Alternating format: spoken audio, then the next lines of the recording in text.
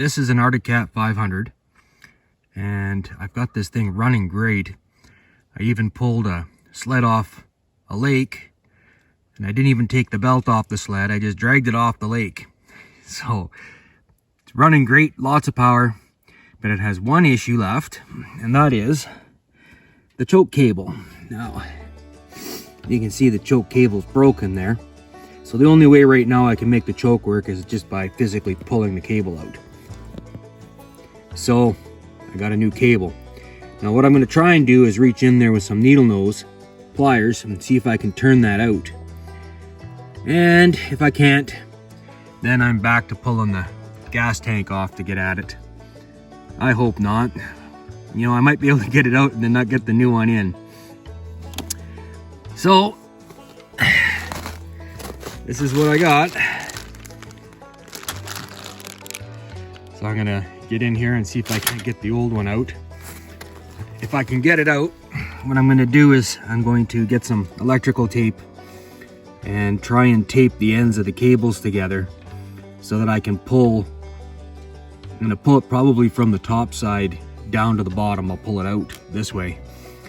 And just so I can use the original routing of the cable, and hopefully I can slide it past all the ties. Otherwise, I'm in there cutting ties off again. Well, I'm gonna give her a go. Well, I ended up taking the gas tank off, but whatever. So now I'm gonna get in there and take this off. I need to save this brass piece and the spring, and you can see you just have to shove the spring up and then slide that little lead piece out through the slot. You can see the slot there better. And just get the cable out and then set those pieces aside. So next, I'm going to open up this cluster because I need to disconnect the cable from this lever. And so I'll open it up and get it off the handlebar. So there's two through these Phillips heads, screws that hold this together. And once you get it apart, you can see that where the cable, it comes through the plastic, and then it gets tucked in right there. There's a slot, and you can see the little lead end on it. And you can see the cable's in bad shape up here too. So I'm gonna pop that out, and then out of the bottom, one of those screws went through here. I'm gonna pop this piece down and slide it all through, and then I'm going to pull this, tape up the other cable onto this, and I'm gonna pull it through down to the bottom. So here's the new one. I've got to make sure I don't let this slide down the cable on me. But I'm gonna install this end first. So I'm gonna shove that little rubber right down and seal the end here. Then I'm gonna put it back up on the cluster. And once it's on the cluster and the cluster is attached, I'm going to tape the other end onto a piece that's up here, and then I'm gonna pull it down through the quad. So I put in the one screw on the other side in fairly snug. This one I'm going to keep loose because I want to be able to move it around until I have the other end attached. I'm looking at how this is routed, and it goes through this tube, goes down,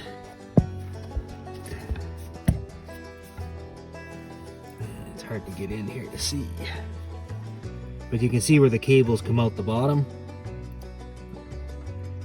And I'm not liking my odds on how tight that is with the existing cables of getting it through there.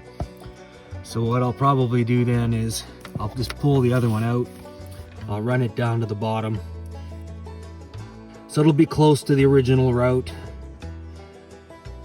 so I don't end up with too much slack. But yeah, it's running it along that. It's going to be pretty hard because of the metal bend. I don't think this bend is going to pull through very easy. And either way, no matter which way I do this, I'm going to have to fight with that. So I don't know. I'm going to go the easy way. So there's one thing I really like about this aftermarket one. You can see the plastic piece that turns into the carb. The threads tend to get ripped off of these pretty easy. This one's metal.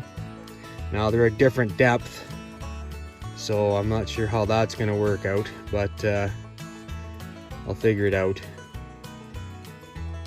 But yeah, the metal, that's an improvement. I've worked on so many carbs where the plastic's been stripped right out. So you got a cable and everything's good except for these threads.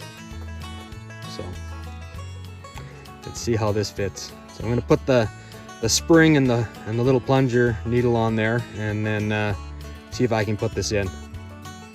So I got it turned into the carb. Used a pair of needle nose. Reached straight in on it, and I'd give it a turn on the nut, pull out, go back onto it, give it another turn until it was tight. So that end is on. Now I tighten this end. I aimed the metal tube in the direction the cable was going. So I got that tightened up. I just have to tighten up and close in that gap on that side, and that cluster's done. So all I have left to do is put some zip ties on to make sure the cable is secured inside on the frame, and give it the test, see if it starts. All right. Intro, yep.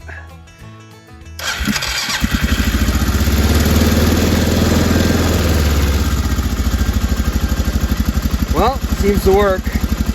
So put this back together, some zip ties, and now I don't have to pull on the cable to make the choke work.